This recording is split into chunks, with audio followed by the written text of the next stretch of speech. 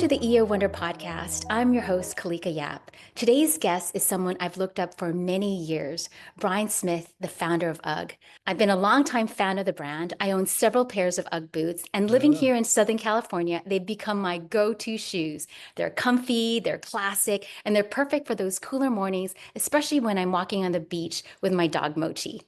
What's Sure. amazing is that this brand, which started with just a handful of sheepskin boots and a dream, has grown into a billion-dollar company and recognized and loved around the world. Brian's going to share what it was like in those early days and also some incredible practical tips for entrepreneurs who are building something of their own. Here's Brian Smith on the EO Wonder podcast. Hey, Good morning, Brian. Kalika. What a great Yay! introduction. Thank you. It is such a pleasure to finally meet the owner of one of my favorite iconic brands, Brian Smith. Excellent. How Excellent. are Yes, you? I'm great. In fact, I was just at a photo shoot with the UGG company, which I don't really interact very much with anymore, but 2 days ago, and the theme of that was like about icons, iconic brands, and UGG certainly has become one. Yeah, I remember when I was younger and I couldn't afford the UGG boots. It was just one of those things that I just wanted to, try and get. And now as Right. a serial entrepreneur, it's easy to get, but I just remember those early days, like it was so loved. I'd love for you to take us back to the origin story. You're a Sure. surfer in Southern California. Please just share with us. Sure. Well, it it was accidental beginning really because I had graduated as an accountant in Australia after 10 years and I quit the same day because I hated accounting. And long story short, I'd be learn meditation way back then through a yoga book. And I was meditating one day and I had this goosebump type thought that, oh my God, all the big trends are coming out of California, like Levi jeans and waterbeds and all that. And I thought, I'm going to go to California and look for the next big thing that I can bring back to Australia and make my fortune. And so within a few weeks, I arrived at, LAX, and I had my surfboard and my suitcase, and I rented a little house in Santa Monica, and I rented a Dodge van. And the first thing I did was drive straight up to Malibu to go surfing because I'd been reading about it in, surf magazines since I was a really little kid. And I spent the first few months up there pretty much surfing every day, but all the time I was looking at billboards and newspapers and, magazines, looking for the next big thing that wasn't in Australia. And it went like 4 or 5 months, and it got to be like October, November when the water got really cold and the wind was chilly. And I finished up a surf one afternoon and I was pulling on my sheepskin boots that I'd brought from Australia. And I got another goosebump thought, and I thought, oh my God, there are no UGG boots in America. And so I just decided to, with a buddy, we called up a bunch of manufacturers in Australia because there were lots of them. And I would say at that time, 1 in 2 Australians had some sort of sheepskin footwear. And so we found one company that would send us some samples, and that was really the beginning of the whole UGG enterprise. It was quite a fluke. Wow. So your first initial thought was taking something iconic in California and bringing it to Australia. But Right. then the reverse happened because you were open. Yeah, I never went back. It was crazy. Uh, Wow. yeah, so my buddy Doug was going to be the salesman. So he went around to all the shoe stores. We ordered some samples, obviously, and came back a month later and not a single order. And he said, "Look, they tell us we're crazy trying to sell sheepskin in California." And you can understand the logic in that, but it's not true because Australia's climate's identical to San Diego. And so we thought, well, how come all my friends at Malibu think this is a fantastic idea? And we realized, oh my God, they'd all been to Australia for their surf tours and they brought back pairs of boots for all their buddies. So it was really well known in the surf community. So Doug and I pivoted, which is what every entrepreneur has to do when you hit a wall. You've got to figure out a way around it. So we said, well, how about we go after the surf shops? And there were 50 or 60 surf shops in California at that time. So we did that. And every time we walked into well, for me anyway, I'd walk into a store and I'd open up the sample bag and he'd go, "Oh, Ugg boots, they're fantastic. What are you doing with them?" And I'd say, "Well, we're thinking of importing them into America." "Oh my God, you're going to make a fortune, right?" And so this happened like all the way down the coast, nearly every surf shop. And when we got back to my little house in Santa Monica, we it never crossed our minds that we hadn't asked for any orders, because we didn't have any inventory. So what was the purpose? But we knew everyone was going to love them, right? So we luckily, through a roommate, raised $20,000, which in today's money is about 80,000. And we sent, 15,000 down to Australia and ordered 500 pairs of boots. And they arrived in December, early December, and we rearranged them all into the third bedroom in my little house. And then we went back out on the road. Now we had full, duffel bags full of product and order pads. And we went into the first surf shop that I'd visited before, and I said, "Okay, Dave, how many do you want?" And he goes, "Oh, Brian, well done, man, but we couldn't sell them in our store. We just sell surfboards and trunks and flip-flops, and they're way too expensive for us." And that was the beginning of like, oh, this is not looking good. And this happened all the way down the coast. And the bottom line is, by the time we visited every surf shop and we added up our deliverables, we'd sold 28 pairs in a month. And it was like soul destroying because the surf shops didn't figure they could sell them. So that was, the years later, because I'd seen this pattern happen with new entrepreneurs over and over and over again, I formed a theory. And when I wrote my book, which is called The Birth of a Brand, right? When I wrote that, the theme of the book is that you can't give birth to adults, right? Every entrepreneur will face this, right? You have this incredible vision and you've discovered a new thing you're going to make or a new service you're going to provide, and you're on fire with it and it's going to change the world and you're going to be instant millionaire.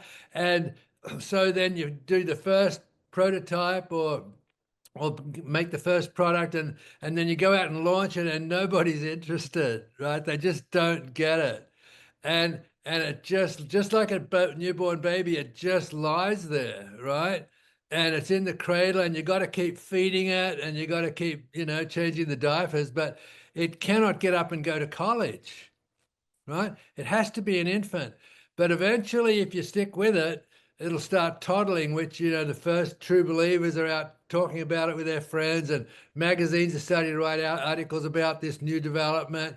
And that's pretty inspiring. And that'll keep you going into the youth phase, which to me is the best phase of any business, because you've got consistent production, orders are coming in, sales is working, admin's working, the warehouse is shipping. And that you can run a maybe even a $20 million company in that youth phase. But if it's a really great product or a really great service, like UGG was a brilliant product, you're going to hit the teenage years. And that's when all the bets are off. You remember you wanted to be in every party on a Saturday night as a teenager? Well, it's the same in business. You want to be in every mass retailer and every major trade show in the country. And if you're not careful, you can strip your capital out so fast and go broke. And I've seen so many companies do that, and I flirted with that a few times. But eventually, it becomes mature and you have a solid business. But that cycle is pretty much what my book is all about, and how I was able to overcome all of the obstacles that came through every single one of those phases. And it's like a roadmap for entrepreneurs to realize, oh my God, there I am in the book, right? Oh my God, there I am in this phase. And every entrepreneur will go through all of the stuff that I went through in building that brand. So how did you get from 28 shoes ordered to where like the next phase? Yeah. Well, I started off like I should have given up. I could have given up, but I've got 480 something pairs in my third bedroom, and all my investors' money's tied up. So my buddy Doug, he went and got another job, and I started going to swap meets and street fairs and everything like that. But the best little thing I did was I used to every morning I had this ritual. I had a whole bunch of product in the back of the van, and I would drive up to Malibu and I'd surf like from 6 till 8:30, and then I'd get out and get a coffee and paper or something like, and then I'd go back and I'd stay all day in the parking lot at Malibu with the back doors open. And it was like what they call today as a pop-up store. I did it like 50 years ago, and I had people coming from all over Southern California, all over LA going, yeah, I was down in Marina Del Rey, and I saw a person. They said there's a guy in Malibu in the parking lot. So I had this incredible clientele, and we did about $6,000 in sales for January, February, March, which was like nothing. But then I had to get a summer job, and the next season I said, okay, I'm going to advertise. And so I hired these models and beautiful looking guy and a girl, and dress them up and put them on the beach at Windansea with perfect hair and makeup, and the sunset was perfect, and the boots were like major part of the photograph. And we ran those ads in Surfer and Surfing and all the surf shop type media, and the sales went to like $20,000 for the whole season, which should have been way more.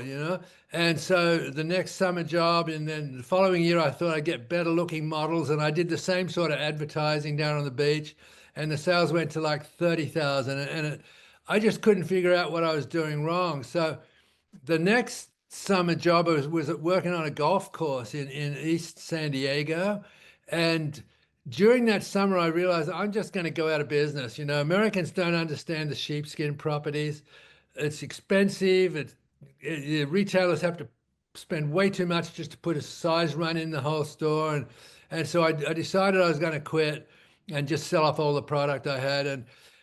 But in California in October, the first storm hits the coast, right? And Californians go, oh, it's winter. It's crazy, but that winter starts the day of that storm, right? And I got home from the golf course totally soaking wet, and there were like 20, 30 messages on my answering machine. And it was from all these surf shops going, Brian, man, the store's been full of people asking for Uggs today, and I've run out. Can I come down and pick up more? And in the back of my mind, I'm thinking, shit, I can't even go out of business properly. So I ended up calling Australia and ordered a couple of thousand more pairs, and I shipped out everything that I had in the warehouse. And that sort of started to take off because I had about 50 or 60 surf shops that were just stocking really tiny orders. And I thought, I got to figure out this advertising, right? And so, when you hit that wall again, you have to think your way around it. So I thought, there's a buddy of mine in Orange County who's got this Scholastic surf team. There must be some of those kids who are going to turn pro soon. And so I called him up, and he gave me these two guys, Mike Parsons and Ted Robinson. And we just went surfing together. But I picked two really iconic spots. One was Black's Beach in La Jolla, and the other one was at Trestles in San Onofre. And I knew the walk to get to the water is about a mile. And there's always great surf when you get there. And so I just wanted to take photos of this walking to and from the beach, knowing that everyone who read Surfer Magazine would recognize these walks, right? And so I just picked a couple of shots walking to and from the beach, and ran those in the magazines in October, November, December. And the sales that year went to $220,000, right? Why? Because I'd realized that I'd been sending the wrong message to my target market with these fake ads, with the fake people. But when I got real young kids in, this is like the beginning of influencer marketing, right? What year And was this? I mean, you were that was pop-up shops 1982. and micro influencer. Oh no, Yeah, not it's even like 40 micro years, 40 influencers. years ago, I had the influencer thing going. And so every little kid who read Surfer would just be dying to walk those beach walks with those guys, and that was like that had taken 5 years for me to figure that out. And once I did figure it out, then snowboarding, piece of cake. I just advertised all these young snowboard kids. Then back east, what do they do in winter? God, I finally found out they play hockey, which is twice as big as the surf market. So I advertised to all the youth hockey players, and that theme of advertising and marketing was just a fluke. Number one is a fluke that I discovered it. But when I did discover it, I realized it's the principle that underlies all marketing in every industry today. You want the reader or the viewer to be in the ad. The more enticing you can make that environment of your advertisement, that makes one of people go, oh, I wish I was in that Mercedes. Wish I had that software. Oh my God, the more emotion and anxiety you can bring into the photograph and want people to be in it, the more successful your product sales will be. So they have to imagine themselves, like you said, walking the beach. But you know what though? UGG is amazing. Like if you educated them and then once they put it on, it's just like it feels like heaven. It is Yeah. amazing. This iconic brand. That's a really interesting segue to the marketing and advertising was one thing that was critical. The other was what you just said, putting them on, right?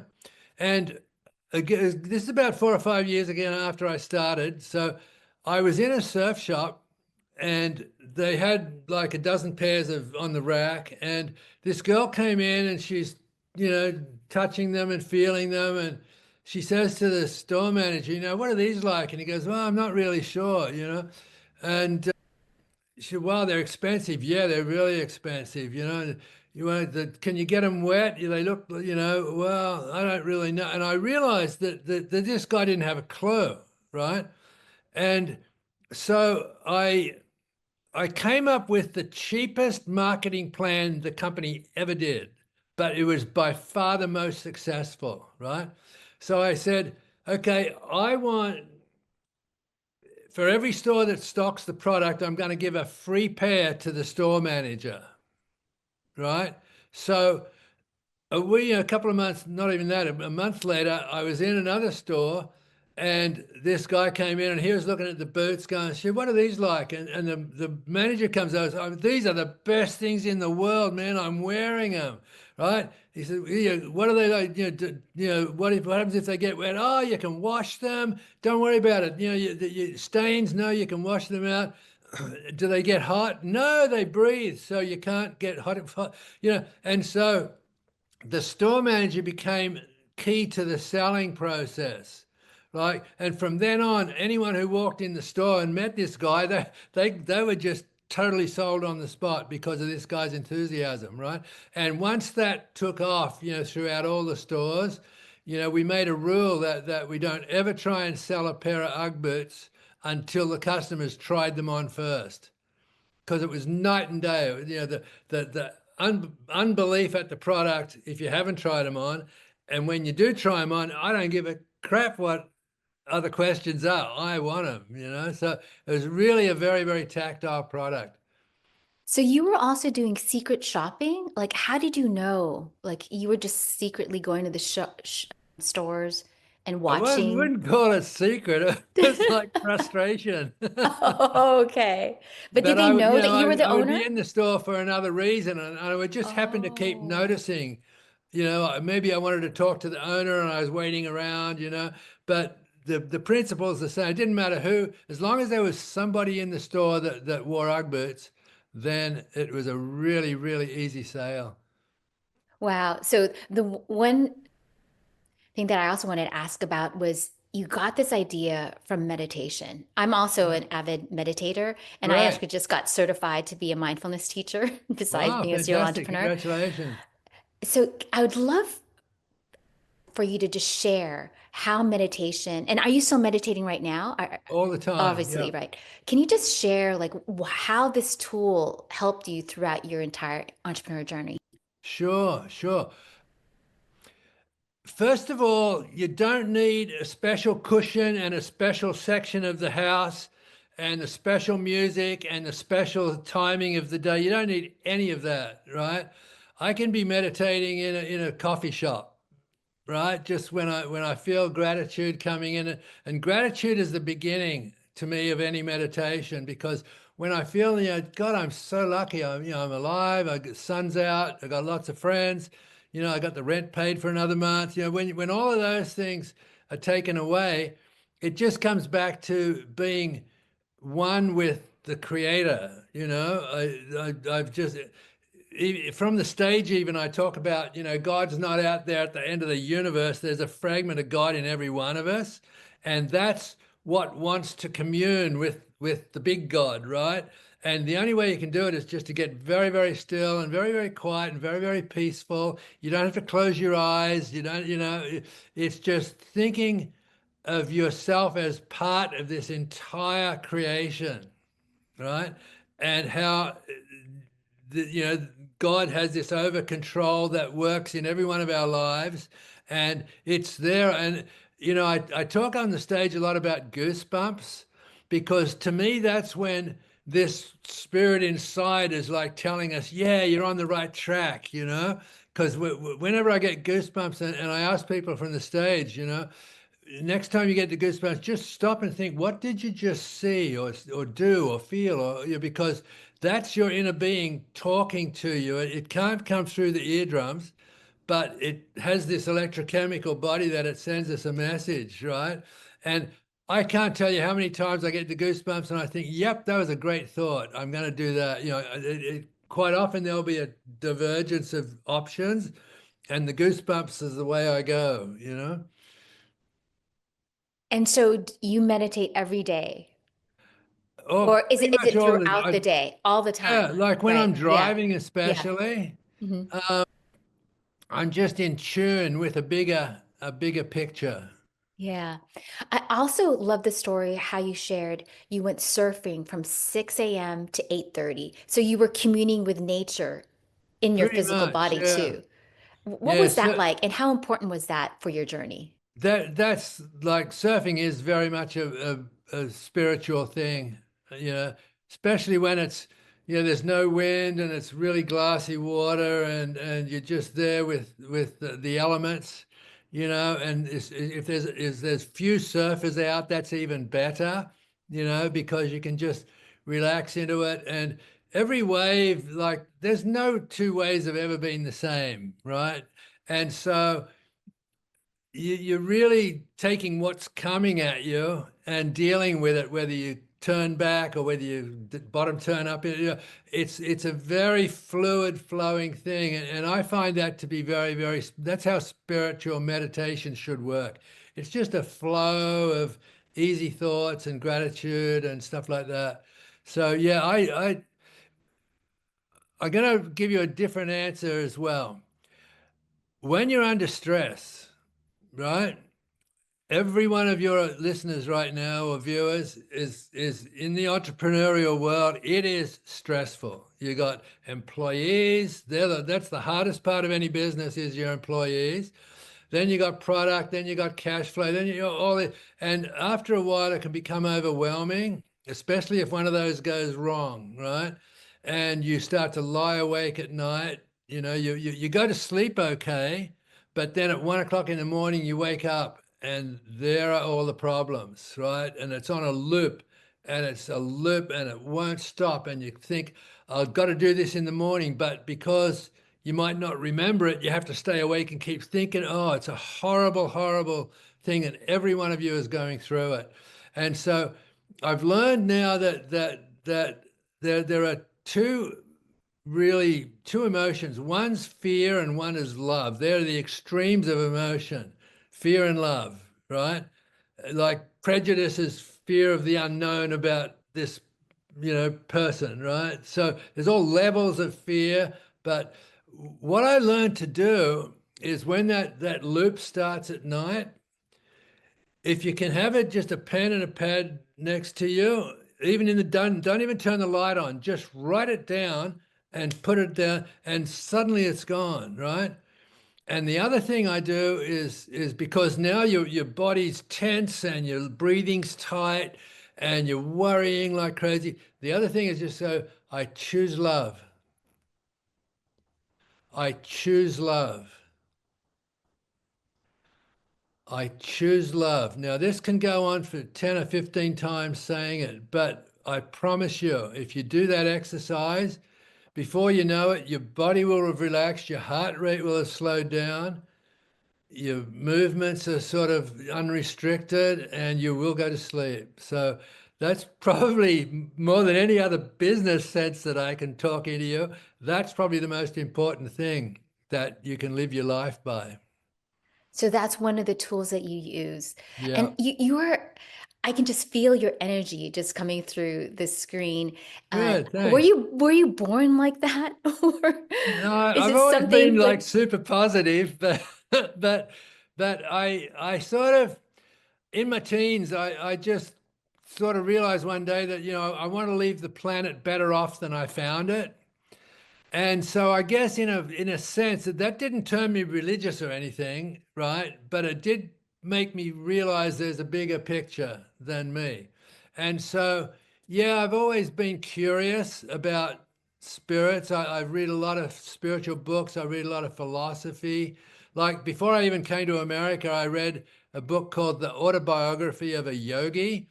And ironically, I live a mile from where his retreat was here in Encinitas, California, right? So that was a pure fluke. But even in 19 and 20 years old, I was searching for some meaning for all of, it just wasn't all physical and, you know, stuff you can buy or games that you can win. It wasn't all about that. It was about trying to find what's really behind me inside.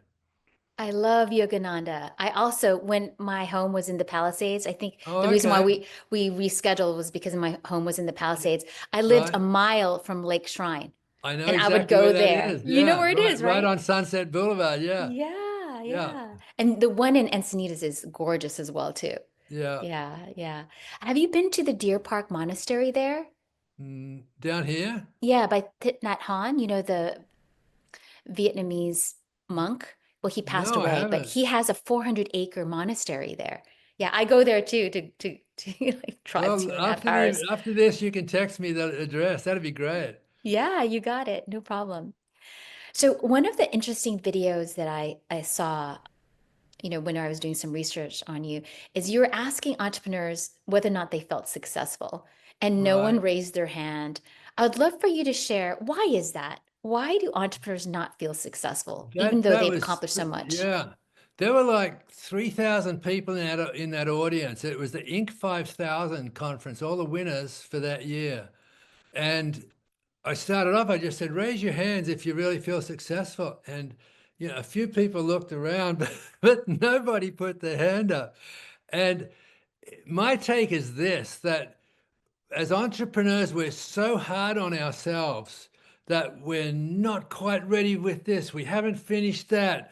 We haven't researched this. I need more staff to do that. And everything is you're so full of the potential of what it is that might be that you never stop and take credit for look behind and go, shit, look at this company I built. I got 12 employees back there. I didn't even realize.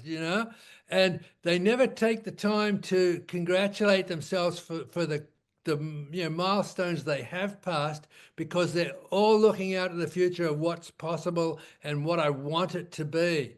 So yeah, that's a very important part, and I cover that a lot in my keynote talks, in person, because you have to be able to take the credit and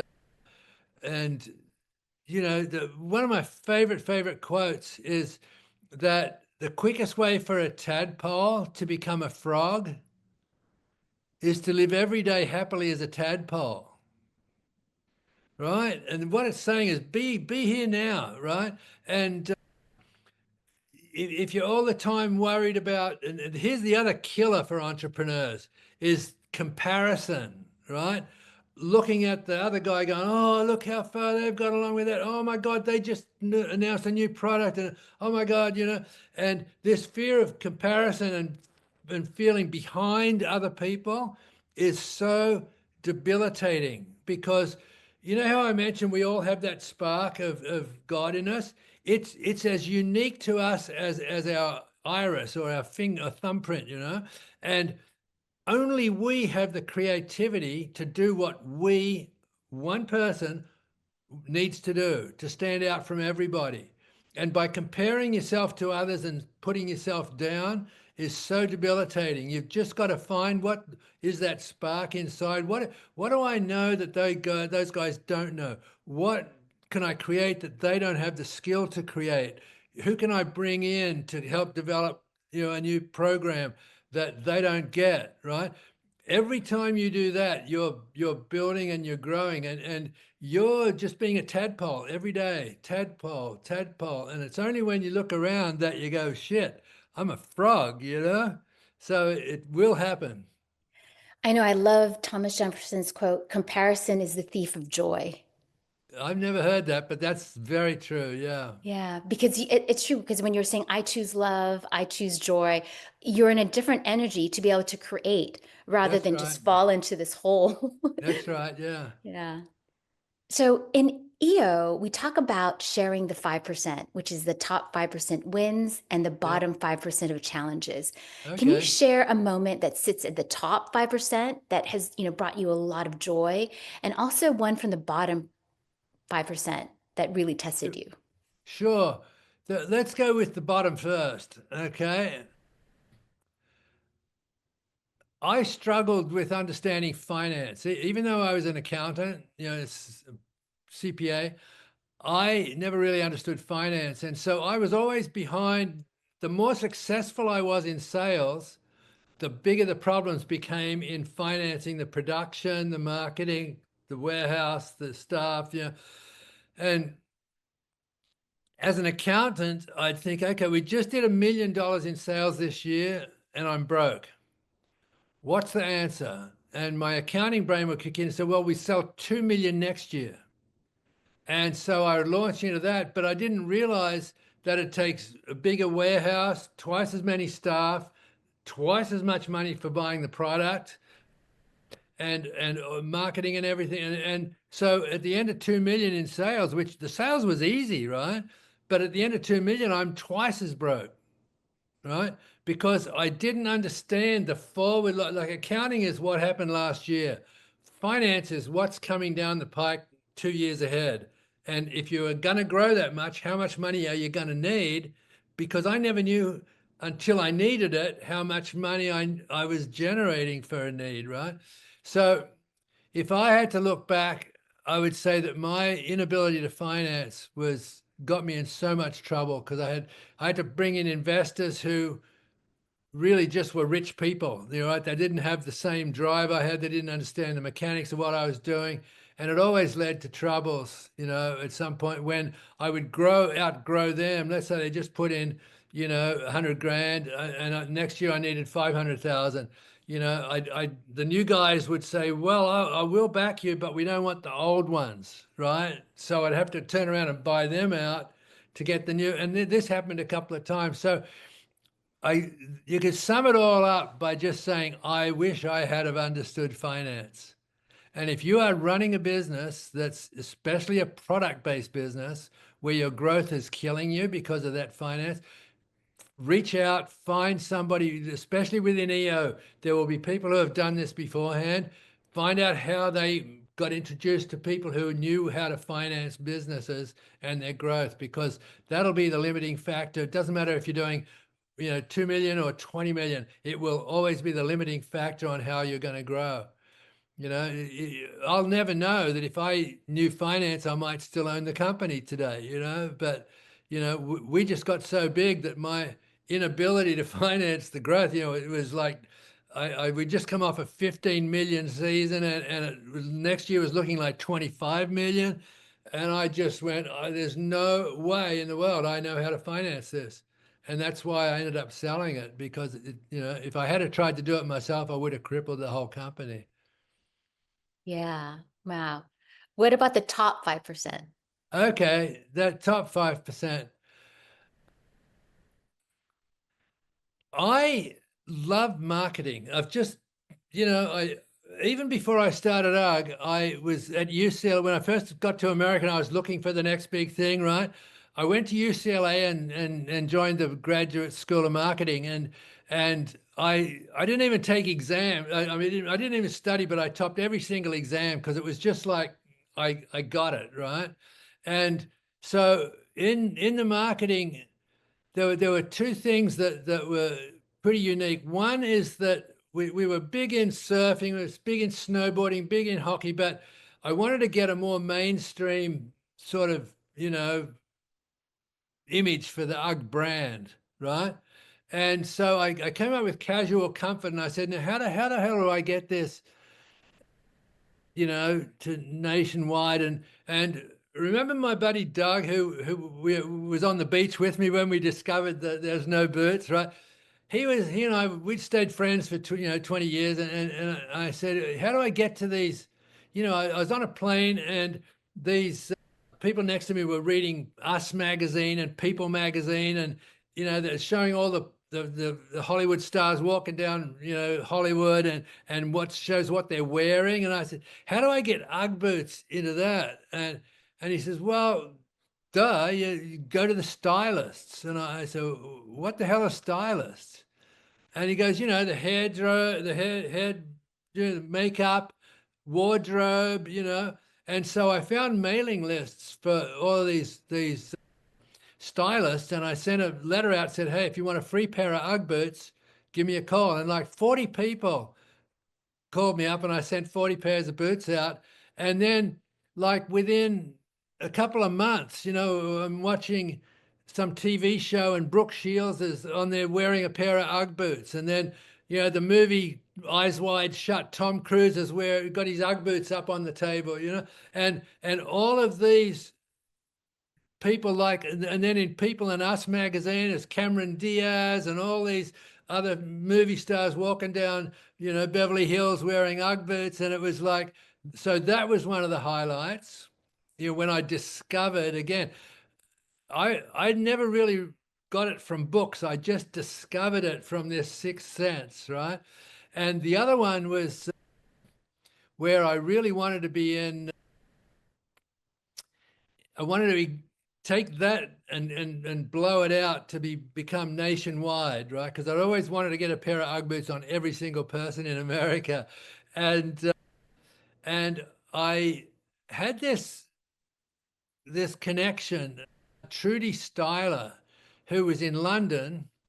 And every Christmas for like 3 years, I got this wish list of like 20 friends, and I had to do, and I couldn't let my staff do it because they were in the frenzy of Christmas shipping, right? So I would take these orders and I'd do them on myself, and individual customs invoices. And anyway, this Trudy was Trudy Styler, who was the wife of Sting, right?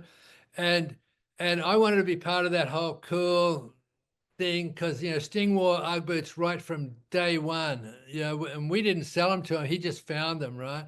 And and so the Christmas, the same year I was in the process of selling the company, Trudy called me and said, "Oh, Brian, listen, I had an event that's changed my world. I've just been to this seminar, and I need the most perfect pair of tall sand size whatever Uggs.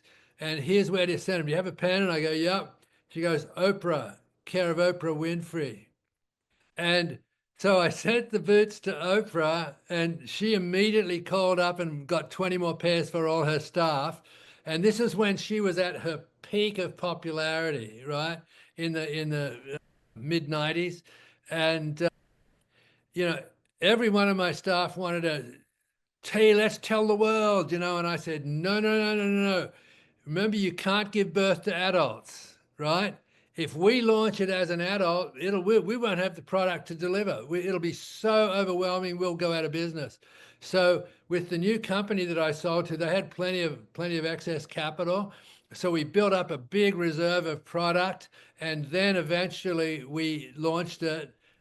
That Oprah's, she put it on Oprah's favorite things and Oprah's best picks for Christmas. And we had like 25 minutes of nothing but UGG on Oprah's best picks for Christmas. And Wow. And it was insane. Like we could never have paid for that in dollars for that amount of advertising, but that was what took the product, and when it took it not just countrywide, US wide, it took it worldwide. And that was when UGG really became a really international iconic brand. And like you said, it was just your relationship with Trudy. Everything was relationships. Yeah. Right. Yeah. So now that you've built this iconic brand, how do you define success?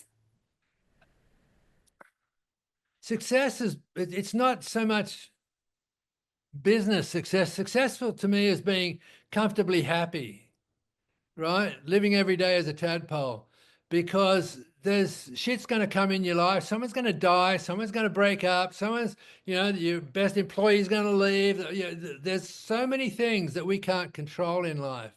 But if you can have the mindset that no matter what happens, I'm okay, then to me that's success. And the I have a lot of philosophy quotes in my book, right? The Birth of a Brand. I have a lot of quotes. One of my favorites is, and I found this in a big book of philosophy 20 years ago, and I typed it out and I put it in the front of my daily planner every year. Used to be on my refrigerator when I first found it, right? But it's four little lines. It's feast upon uncertainty, fatten upon disappointment, enthuse over apparent defeat, and invigorate in the presence of difficulties, right? Now, feast, fatten, enthuse, invigorate, they're all so positive, really, really positive statements. Doesn't matter what you put on the end, it's anything that's shitty that's in your life, right? And you will find no matter when you feel that unbalanced feeling in your body and life's just not right, you can usually take those four comments and figure out which one it is that's bugging you, right? It might be feast upon uncertainty, like you're so uncertain about which way it's going to go. Instead of playing the victim, oh my God, it's poor me. Why does this happen to me? Why is I uncertain? Take it on and embrace it. Okay, what's good about this uncertainty? What can come out of this uncertainty? It can kill it or it can thrive. And the minute you take yourself from the negative to the positive by using those words, your life will be totally, you'll be able to maintain a really good quality of life. And to me, that's success. It's not Ferraris, you know, every entrepreneur that's showing a Ferrari, they're all in their 30s and 40s, right? When they get to 60 and 70, they won't have Ferraris. They'll have figured it out. That's bullshit. The big homes, yeah, that's great. But I've been more happy since I downsized from a really big house on the water on the coast of California. That was my gift to myself when I sold UGG. But now I could care less. I've got a beautiful place, perfect sunset, sunrise. I watch the sunset, and it's small and it's manageable. So for me, that's my success, right? Is just not comparing myself to what other people have and just enjoying my life. And what you were describing was shifting your perspective, Yeah. shifting your Yeah. perception. And there's nothing wrong with owning a Ferrari when you're 35 years old. In fact, it's probably good because you're checking off another one of those things on my list. But don't believe that that's going to be your life. It never will be. So you mentioned Autobiography of a Yogi. What Yeah. other books would you recommend besides yours, The Birth of a Brand, Yeah. My for other book, my book entrepreneurs? is like a roadmap for entrepreneurs. So you can pick it up anytime, and there'll be something in it that you go, oh my God, I relate to that. Right. So that's that part.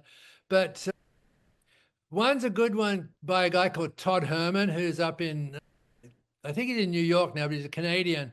And it's a book on alter egos, right? And how he uses the power of an alter ego for your business and in general life.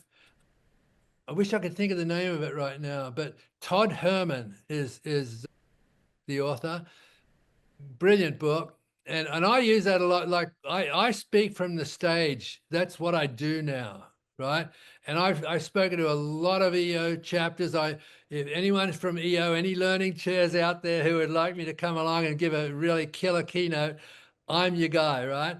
But I will tell a bunch of stories, but when I go on stage, I have a different pair. These are my on stage glasses, but they're not my everyday glasses. And this is when I become Brian Smith, the speaker, Brian Smith, the founder of ARG, who wants to help other people grow their businesses and figure out, things in their own lifestyles. So that's why it's called the alter ego effect. That's the name of the book, right? And then there are others. When I do a lot of searching on spiritual stuff, I found one that's called The Lost Teachings of Atlantis, right? And you got to be prepared if you read a book like this. It's channeled, so there's no real human author, but it's supposedly comes from other entities. I love reading a lot of channeled stuff because it's where I get fresh thought from instead of regurgitated. Most of the books out there, especially the business books, are just regurgitating shit that's been told for 20, 30 years, right? And I read the first chapter and I find it very little to make me want to go. But for some reason, channeled works are expansive and you want to read more because, oh my God, I can grow here, I can grow there, I can grow there. And it's not so much in business, but it's just in personal life. So there are a couple of books that I think are fun to read. So we live in this, crazy world. Do you see any trends that we should be looking towards? I know there's AI, or how can we, I don't know, navigate this challenging, changing landscape of business? Yeah, I'll tell you what, when it comes to sales, marketing, relationships, nothing's changed in the last 100 years in the principles and the fundamentals of all of those things. What has changed is the medium which we use. I hate to say it, but I'm old enough to tell you that I sent my first order to Australia via a telex machine. That's one of those ticker tape machines, right? And then that quickly went into faxes, and faxes were a bitch because I used to send a letter to Australia and it would take a week to get back to me, and I would have a week to do nothing. And suddenly, overnight, I get a response on fax. So that speeded me up. And then pages were like, hey, call me. And that speeded things up. And then the first cell phones came in, the flip top phones, that speeded things up. And now with all these different programs and all the apps you can get, you can, like I'm amazed that if I don't know something, I just go to Google and say, I put in 5 words and there's the answer, right? Did the Padres win yesterday? I mean, how does the world know all this stuff, right? Going from a telex machine. So I'm on the cusp of deciding whether I really want to learn AI or whether it's just like not my generation. But I'm sure I'll get into it, especially with marketing, because I do love to market myself as a speaker. And so I'm sure I'll start to get into AI and do that. Whether I do it myself or have somebody help me, I'm pretty sure it'll be the latter. But yeah, it's been a trip. But the bottom line is, even with AI, it can't do it itself. You have to have the marketing principles to know what to tell it what to do. So those things haven't changed in 100 years. Aristotle said that developing good habits is really the key to life. Excellence is not an act, it's a habit. What type of habits do you have to make you continuously successful? Yeah, well, when I was really running the business, as a full-time thing, and I had many businesses after I sold UGG as well. The habit was to get up, reasonably early, get a workout in, and meditate. First thing, meditate, and then that would set the mindset for the rest of the day. And I can't say I was ever very good at following systems, right? Because my mind's all over the place, and something will come up, and I'll tangent off really fast. So I'm not really good on following like a daily planner which says, outline 10 minutes for this and 10 minutes. I don't do that. I just work project to project is where my focus is. And as long as I've got interest and I can keep developing a project, I can work on it all day and never get tired. But there might be 20 things I'm not doing on the other side of that, right? So I have to keep getting drawn back into, okay. So there's two things. There's important and there's urgent, right? And they're never usually the same thing, right? Important is getting this report finished so I can take it out and get more money for this investor. Urgent, this employee just cut his foot, right? This something just happened with my kid. Something's wrong at school. And the trick is to not let the urgents take you away from the important. Right? That's the really, really key thing for every entrepreneur, for every person, really. It doesn't matter if you're an entrepreneur. Figure out what's really important and figure out what's urgent and get rid of the urgent as quick as possible. What are you most excited about personally and professionally? Professionally, I don't have any more desire to start another business or do another product-based thing. I've wound it down to now where I've just got a really good assistant, so I don't really have staff per se, and I just want to keep speaking on the stage because so many people come up to me after every single talk I give. And, oh my God, Brian, that was so great. This is what I heard, right? And I may have had 10 takeaways that I know I gave, and each person will tell me one thing, right? Oh my God, you've really helped me with this from, and the next person will come up and they'll have something totally different. They probably didn't even hear the other one, the first one, right? But each one will have what resonated with them today. I just love that so much because it's very fulfilling to give back and see other entrepreneurs sort of, spark up at what you've said. So that's what I really, really want to do and keep doing professional. Let's say it's professionally, even though it's like a side thing. The other thing is that I've just decided to, in fact, May 1st, I won't have I have a permanent address like we have a house, right?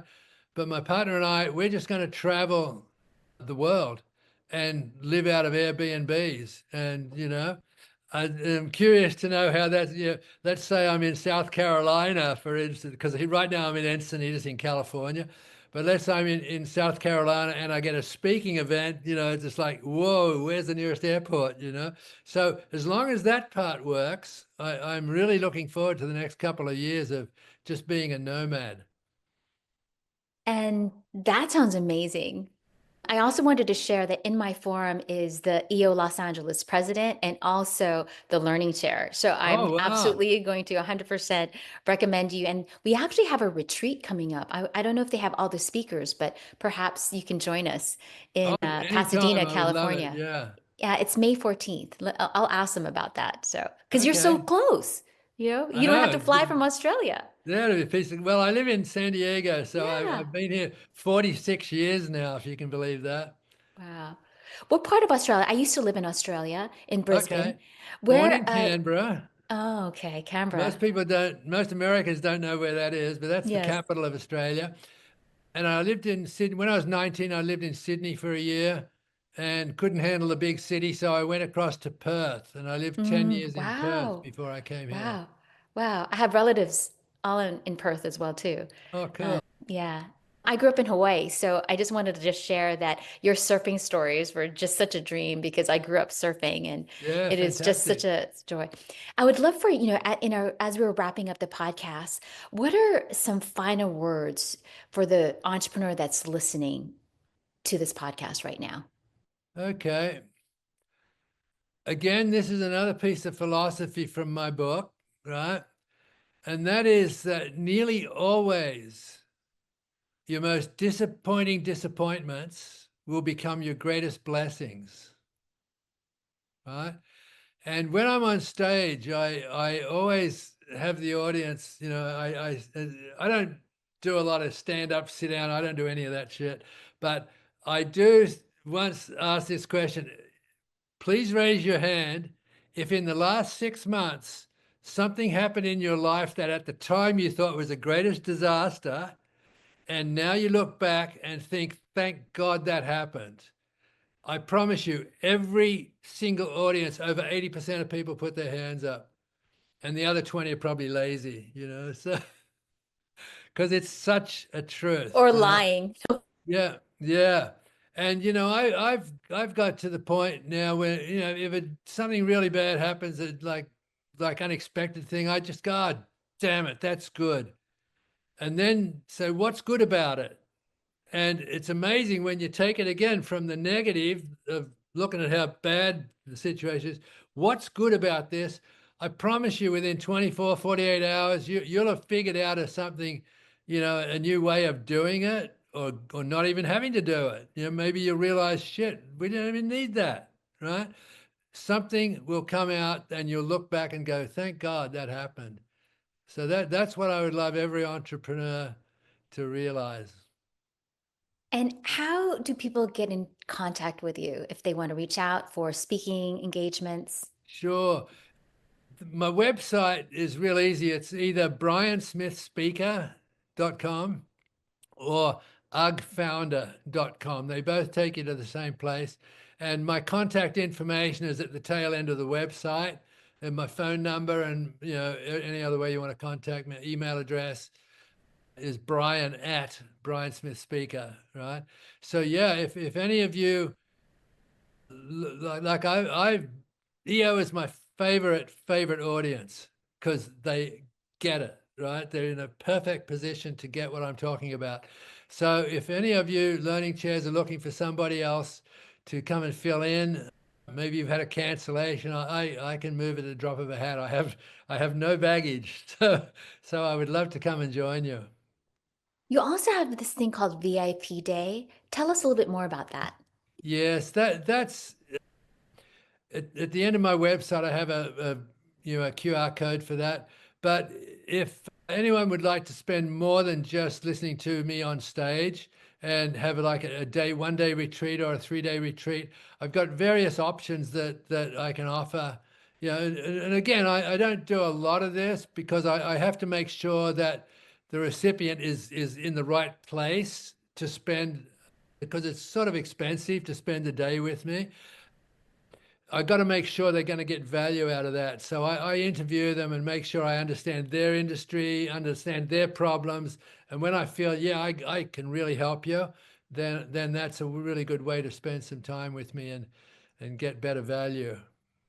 Have you spoken at any of the entrepreneurial masters programs that EO has, like MIT, London Business School, No, Harvard? no, but I would love to I'm do going to that. connect you. I'm going to Uh, connect you Yeah, I to did them. speak at GLC when it was in Washington, D.C. a couple of years back. Had a Yes. fabulous time. I got a standing ovation on that one. That was pretty Uh, cool. Yeah. then maybe you can add that to your website. Yeah. Top Yeah. rated speaker of EO, Yeah. So yeah. Well, thank you so much for spending such an energetic morning with me. Hey, And I was Kalika. Yeah. so inspired by you. Thank you. I, I loved every bit of it. yeah, thank you, thank you, thank you. And everyone, just go to briansmithspeaker.com or ugfounder.com to learn more about Brian. And I hope to see you at the EO Los Angeles chapter as a speaker soon. Sounds great, Kalika. Have a good one. Bye, Thank everybody. you.